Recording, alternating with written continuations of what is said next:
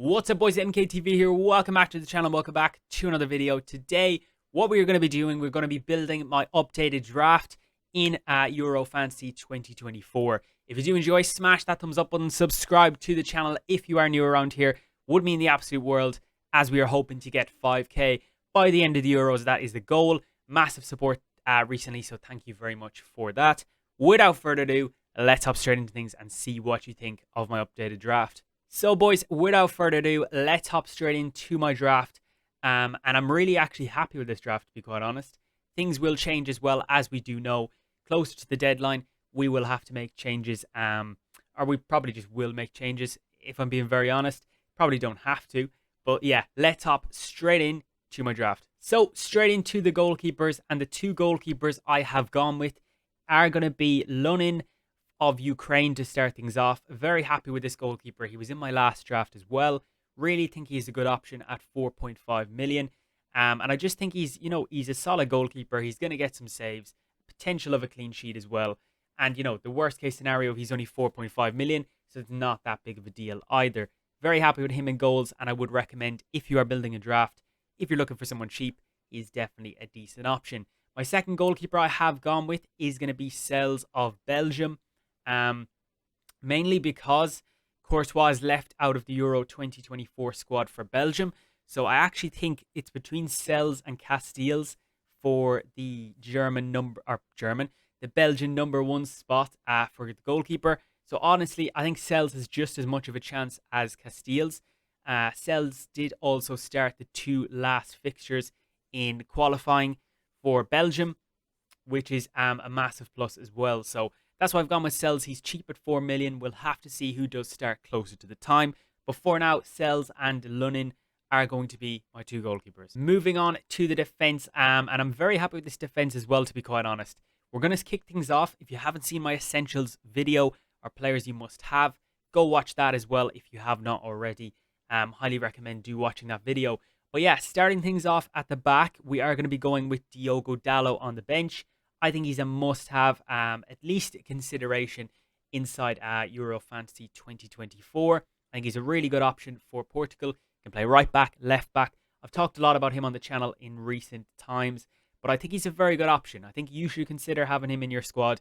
He's really attacking for Portugal off the back of a good season. I think he could provide us with a lot of, a lot of value for that 5 million as well. I think he's quite cheap at the price he is set at.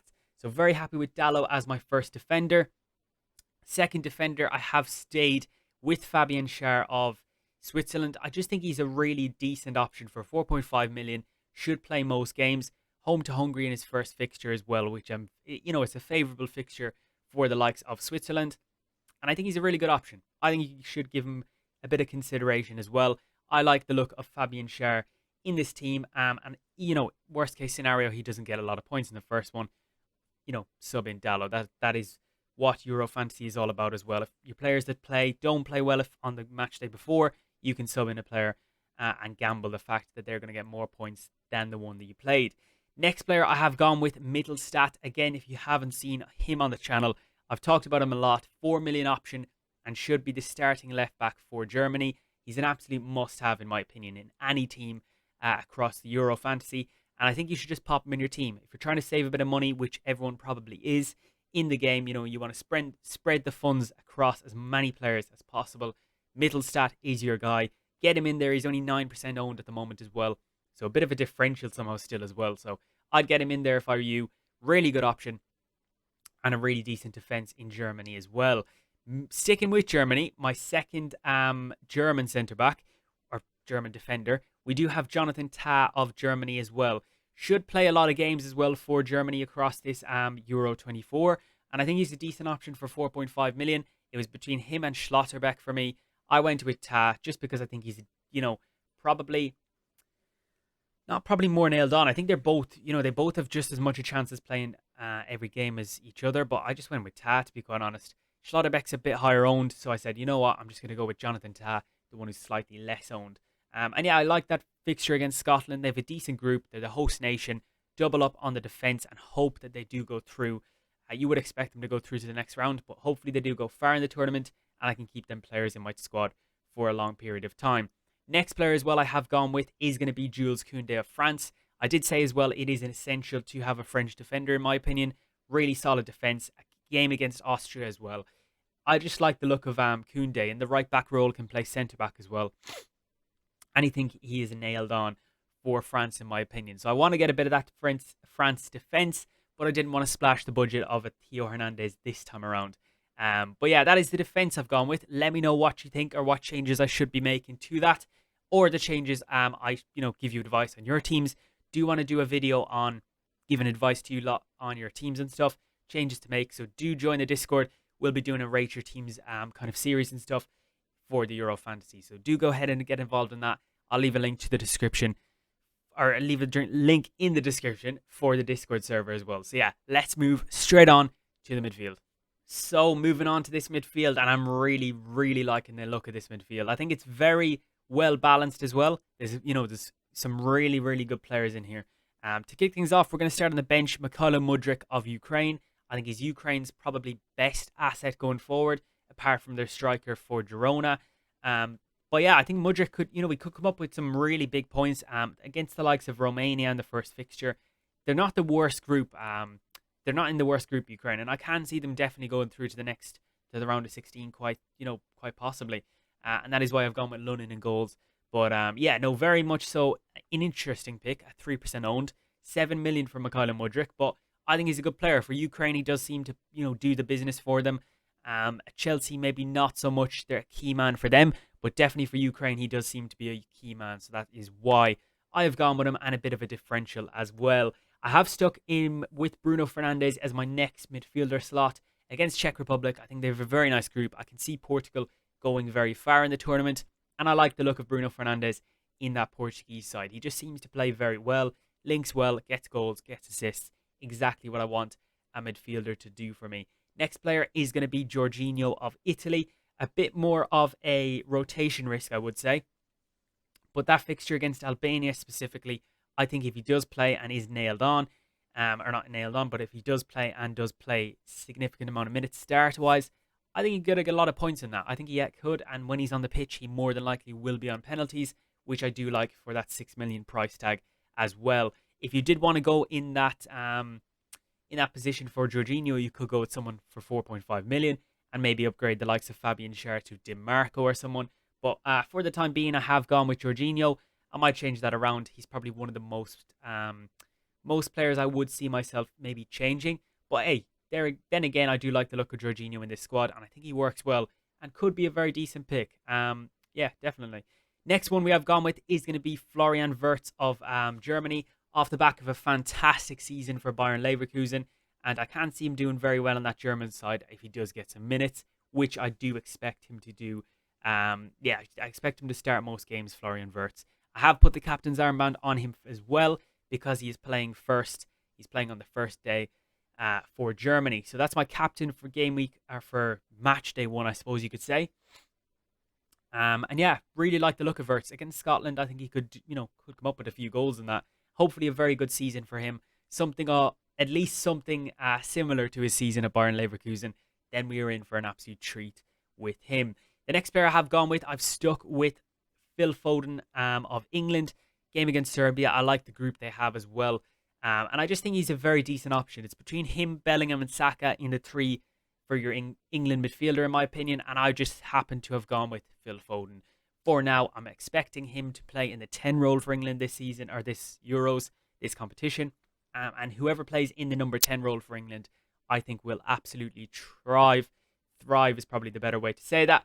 But yeah, will absolutely thrive for England. And yeah, that is the midfield in all in all. And I'm very, very happy with that midfield. Let me know as well what you think of that midfield.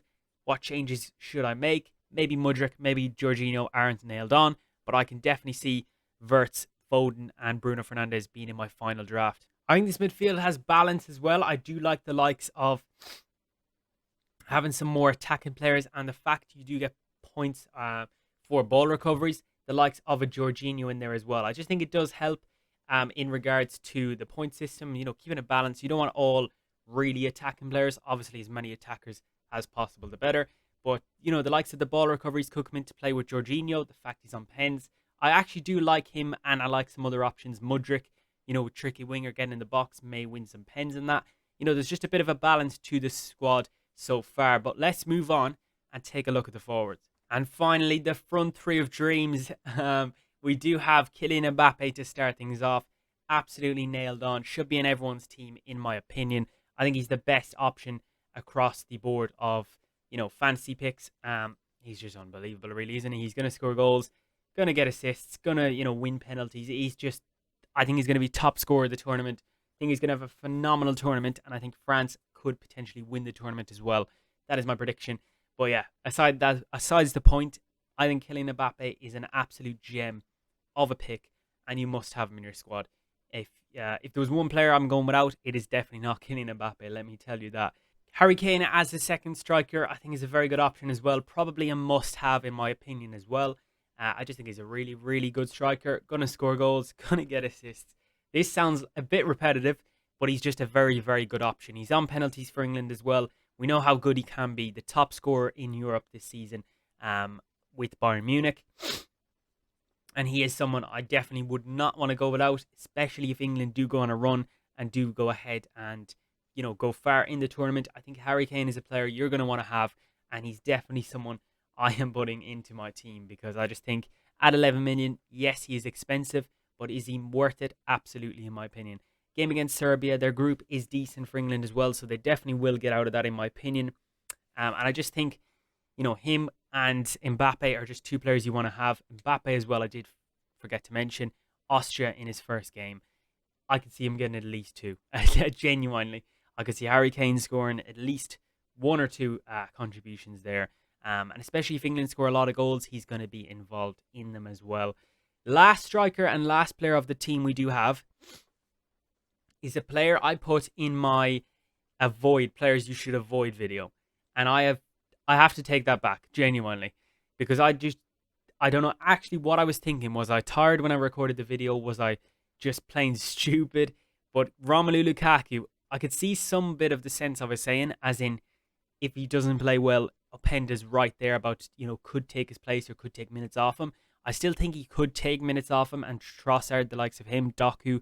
But overall, he probably will play at least like 70, 80 minutes every single game. And Romelu Lukaku's record for Belgium is absolutely undeniable. Really, really good. Slovakia, I believe, in the first game for them. And I think Romelu Lukaku could genuinely have a brilliant tournament. He really could. If Belgium do, go somewhat far, I know they've kind of failed they've failed to do that in the last few tournaments and stuff. They've kind of, just been a bit underwhelming.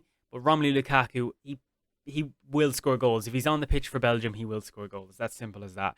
And that front three does seem to be common across a lot of drafts that I've been looking at recently. I actually do like the look of Romelu Lukaku.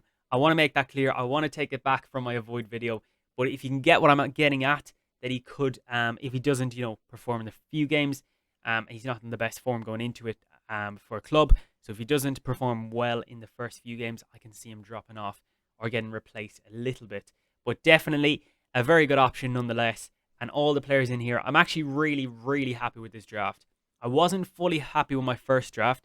It was kind of a bit more of a thing of, I'll just throw it together. But I actually really like the look of this one. Let me know what you think of the front three and the entire squad in the comments down below. I'm a big fan of it. Really, really big fan of it. What would you change for the draft as well? Let me know what you would change with my draft. Who should I not pick? Who should I pick? Whatever. The one change I'm thinking maybe I might do. Actually, no. I'll leave it for a further video. I'll leave it for a video in the future. But yeah, let me know what you think of my team. And I do want to do a I Rate Your Teams video very, very soon. So join the description down below, or join the Discord in the description down below. And we'll get on to that very, very soon. So that is going to wrap things up for the video today, lads. A massive thank you for watching. If you're still watching as well, I want you to drop a comment. Say something like full team. Say full team in your comment, and then I'll know you got to this point of the video. But a massive thank you for watching. If you have enjoyed, do go ahead, drop a like. Subscribe to the channel as well. Trying to reach 5k by the end of the Euros would mean the absolute world if you could do so. So thank you so much as well. Drop a comment. Let me know a video idea you want to see. And a massive thank you for watching the video this far. Any future videos you want to see, leave them in the comment section down below. and I'll catch you boys next time with the next one. Peace.